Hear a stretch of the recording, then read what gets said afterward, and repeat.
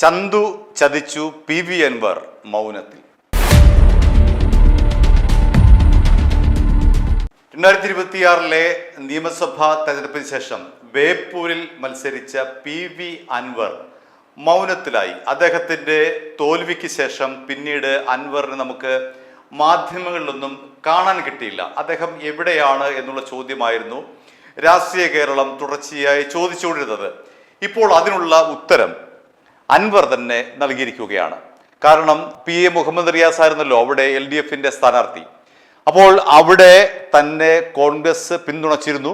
പക്ഷേ കോൺഗ്രസ് തന്നെ പച്ചയ്ക്ക് ചതിച്ചു എന്നാണ് ഇപ്പോൾ ദീർഘമാസത്തെ ഇടവേളയ്ക്ക് ശേഷം അൻവർ പറയുന്നത്. അദ്ദേഹം FB പേജിൽ കൂടിയാണ് തൻ്റെ കോൺഗ്രസ് വിരുദ്ധ നിലപാട് വ്യക്തമാക്കിയിരിക്കുന്നത്. നമുക്കറിയാവുന്നതുപോലെ തന്നെ അദ്ദേഹം CPM സ്വതന്ത്രനായി മത്സരിച്ചയാളാണ്. നിയമസഭയിൽ പിണറായി വിജയന് വേണ്ടി ഏറ്റവും കൂടുതൽ പ്രതിരോധം തീർത്ത ആൾ കൂടിയാണ്. പിന്നീട് പിണറായിക്കെതിരെ അതിശക്തമായ വിമർശനം ഉന്നയിച്ചുകൊണ്ട് രംഗത്ത് വന്നയാളാണ്. അദ്ദേഹം കേരള രാഷ്ട്രീയത്തിൽ 2 വാക്കുകൾ സമ്മാനിച്ചിട്ടുണ്ട്. പിണറായിസം എന്നുള്ള ഒരു വാക്ക്, മരുമോനിസം എന്ന് പറയുന്ന ഒരു വാക്ക്. അതായത് മുഹമ്മദ് റിയാസിന്റെ ആധിപത്യത്തിനെതിരെ, പാർട്ടിയിലും ഭരണത്തിലുമുള്ള ആധിപത്യത്തിനെതിരെയാണ് അദ്ദേഹം മരുമോനിസം എന്നുള്ള വാക്ക് ഉപയോഗിച്ചത്. പിണറായി വിജയനും സമാനമായ നിലയിൽ പാർട്ടിയിലും ഭരണത്തിലും ഉള്ള അദ്ദേഹത്തിന്റെ ഏകാധിപത്യത്തിന് എതിരായിട്ടാണ് അൻവർ പിണറായിസം എന്ന് പറയുന്ന ഒരു വാക്ക് ഉണ്ടാക്കിയത്. ഈ 2 വാക്കുകൾ വളരെ ഹിറ്റായി.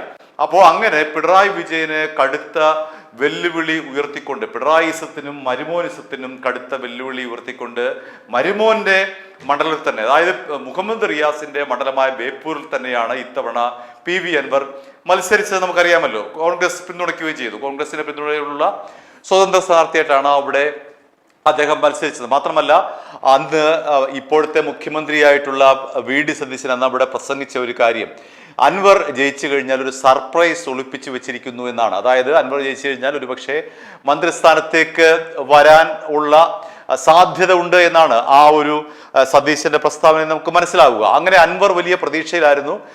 തെരഞ്ഞെടുപ്പിന് തൊട്ടു തലേന്ന് വരെ അദ്ദേഹം ആ പ്രതീക്ഷ നിലനിർത്തുകയും ചെയ്തു. അദ്ദേഹത്തിന്റെ വാക്കുകളിൽ വലിയ ആത്മവിശ്വാസമായിരുന്നു. അതിനുശേഷം പിന്നീട് അദ്ദേഹം ഏതാനും വാക്കുകൾ പറഞ്ഞിട്ട്, ഈ റിസൾട്ട് വന്നതിന് ശേഷം ഏതാനും വാക്കുകൾ മാധ്യമങ്ങളോട് പറഞ്ഞതിന് ശേഷം പിന്നീട് ഒരു രാഷ്ട്രീയ വനവാസം എന്ന് വേണമെങ്കിൽ പറയാം. അദ്ദേഹത്തിന് പിന്നീട് എവിടെയും നമ്മൾ കണ്ടില്ല. പൊതുവേദികളിലോ അല്ലെങ്കിൽ മാധ്യമ ചർച്ചകളിലോ അല്ലെങ്കിൽ മാധ്യമ സമ്മേളനങ്ങളിലൊന്നും നമുക്ക് അൻവറിനെ കാണാൻ കിട്ടിയിരുന്നില്ല. പക്ഷെ ഇപ്പോൾ ആ ഒരു മൗനം, ആ ഒരു വിടവ് നികർത്തിക്കൊണ്ടിപ്പോൾ അൻവർ വന്നിരിക്കുകയാണ്. തന്നെ ചതിച്ചതാരാണ്? ചന്തുവാണ്. ആ ചന്തുവാരാണ് കോൺഗ്രസ് എന്ന നിലയിലാണ് അദ്ദേഹം തൻ്റെ FB പോസ്റ്റ് ഇട്ടിരിക്കുന്നത്. അദ്ദേഹത്തിൻ്റെ പോസ്റ്റിൻ്റെ പൂർണ്ണ രൂപം ഇങ്ങനെയാണ്: ചതിച്ചത് ആര്? ചന്തു തന്നെ. മഷിയിട്ട് നോക്കേണ്ട കാര്യമില്ല എന്ന് തുടങ്ങുന്ന ഫേസ്ബുക്ക് പോസ്റ്റിൽ കോഴിക്കോട്ടെ കോൺഗ്രസ് നേതൃത്വത്തിനെതിരെയാണ് അദ്ദേഹം വിമർശനം ശക്തമായി ഉന്നയിച്ചിരിക്കുന്നത്. അദ്ദേഹത്തിൻ്റെ വാക്കുകൾ തന്നെ നമുക്ക് വായിക്കാം. ചതിച്ചതാര്? ചന്തു തന്നെ. മഷിയിട്ട് നോക്കേണ്ട കാര്യമില്ല. ഉത്തരവാദിത്തപ്പെട്ടവർ തന്നെ വിളിച്ചു പറഞ്ഞത് കേട്ടു. ബേപ്പൂരിലെ ജനങ്ങളും സഖാക്കളും എന്നെ വിജയിച്ചപ്പോൾ പരാജയപ്പെടുത്തിയത് ചേർത്ത് നിർത്താൻ ബാധ്യതപ്പെട്ടവർ തന്നെയാണ് എന്നാണ് അൻവർ പറയുന്നത്. ചേർത്ത് നിർത്താൻ ബാധ്യതപ്പെട്ടവരാണ് കോൺഗ്രസ്. അപ്പോൾ അദ്ദേഹം പരസ്യമായി തന്നെ കോൺഗ്രസിനെ വിമർശിക്കാതെ പരോക്ഷമായി കടന്നാക്രമിക്കുന്ന ഒരു കാഴ്ചയാണ് ഈ FBയിൽ നമുക്ക് കാണാൻ കഴിയുന്നത്. നിലവിലെ പ്രതിപക്ഷ നേതാവിനും കുടുംബാംഗങ്ങൾക്കുമെതിരെ കഴിഞ്ഞ ദിവസങ്ങളിൽ ഉയർന്നു വന്ന വാർത്തകൾ എല്ലാവരും കാണുന്നുണ്ടല്ലോ. അതിൽ ഒരാൾ എനിക്കെതിരെ മത്സരിച്ച സ്ഥാനാർത്ഥി തന്നെ, അതായത് മുഹമ്മദ് റിയാസ് തന്നെയാണ്. 1.5 വർഷമായി ഞാൻ നടത്തിയ പോരാട്ടത്തിൻ്റെ അർത്ഥവും സത്യവും വെളിവാകുന്ന രീതിയിൽ സത്യങ്ങൾ ഓരോന്നായി പുറത്തു വരികയാണ്.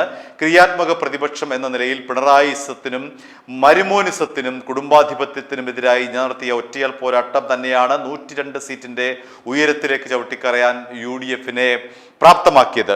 ആ 102-ൽ എനിക്ക് ഗുരുതുല്യരായവരും അഭിവന്ദ്യരായവരും സമാദരണീയമായ വ്യക്തിത്വങ്ങളുണ്ട്. അവരോടുള്ള ബഹുമാനം നിലനിർത്തിക്കൊണ്ട് തന്നെ പറയട്ടെ, പഞ്ചായത്ത് തെരഞ്ഞെടുപ്പിൽ ഒരു വാർഡിലേക്ക് മത്സരിച്ചാൽ പോലും കെട്ടിവെച്ച കാശ് തിരികെ ലഭിക്കാൻ സാധ്യതയില്ലാത്ത ബഹുഭൂരിപക്ഷം പേരും വിജയിച്ചത് ഇന്ന് പുറത്തു വന്നുകൊണ്ടിരിക്കുന്ന പിണറായിസത്തിന്റെ മുഖംമൂടി വലിച്ചു കീറി എൻ്റെ ആരോഗ്യവും ജീവനും സമ്പത്തും വകവെക്കാതെയും പരിഗണിക്കാതെയും സ്ഥാനമാനങ്ങൾ ത്യജിച്ചും രാഷ്ട്രീയ ഭാവിക്ക് വേണ്ടി ഒട്ടും അഡ്ജസ്റ്റ് ചെയ്യാതെയും പൊതുസമൂഹത്തിന്റെ മുന്നിൽ ഞാൻ തുറന്നു കാണിച്ചത് കൊണ്ടാണ് എന്ന് മറക്കരുത്.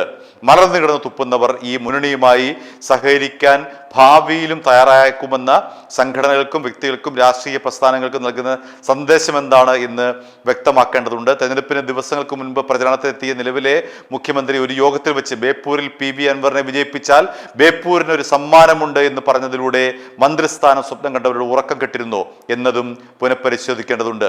ഇത് കണ്ടപ്പോൾ ബ്രൂട്ടസെ നീയും എന്നെനിക്ക് തോന്നിയില്ല. കാരണം എനിക്കത് അന്നേ മനസ്സിലായതാണ്. പാളയത്തിലെ ചതിയും പിന്നിൽ നിന്നുള്ള കുത്തും ഏറെ വേദനിപ്പിച്ചു എന്നുള്ളത് സത്യം തന്നെയാണ്. എൻ്റെ നിശബ്ദമായ പിൻവാങ്ങലിന് കാരണവും അതാണ്. ചേർത്തു പിടിക്കേണ്ടി വരാൻ ചതിക്കപ്പെട്ടു എന്ന് ഈ സമൂഹത്തോട് വിളിച്ചു പറയാൻ എനിക്ക് ജാള്യതയുണ്ട്.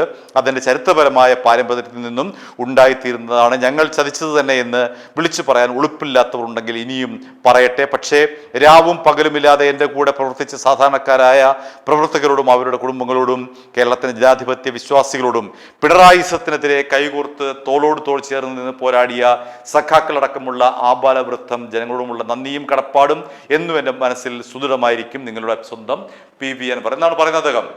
അങ്ങനെ PV അൻവർ ഇതാ കോൺഗ്രസുമായി അദ്ദേഹം ബന്ധം വിച്ഛേദിച്ചിരിക്കുന്നു.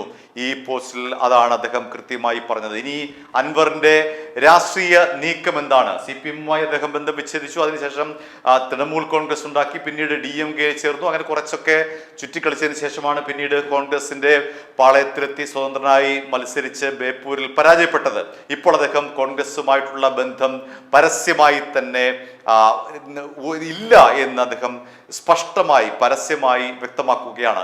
ഇനി അൻവറിന്റെ രാഷ്ട്രീയ നീക്കം എന്താണ്? അദ്ദേഹം ആരുമായാണ് ചേർന്ന് നിൽക്കാൻ പോകുന്നത്?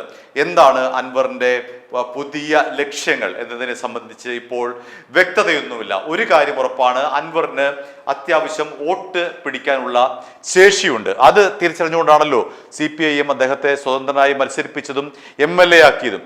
അപ്പോൾ അൻവറിന് സ്വന്തമായി എവിടെ നിന്നാലും അദ്ദേഹത്തിന് കൃത്യമായിട്ടുള്ള ഒരു വോട്ട് ശേഖരിക്കാനുള്ള വ്യക്തിപരമായിട്ടുള്ളൊരു കഴിവ് അദ്ദേഹത്തിനുണ്ട്.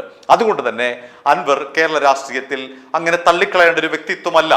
അപ്പോൾ ഇനി അൻവർ എവിടേക്കാണ് പോകുന്നത് എന്നുള്ള കാര്യത്തിലാണ് കേരള രാഷ്ട്രീയം ആകാംക്ഷയോടെ കാത്തിരിക്കുന്നത്.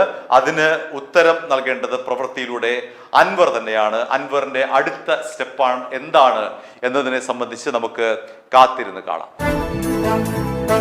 i2i News, an eye for truth.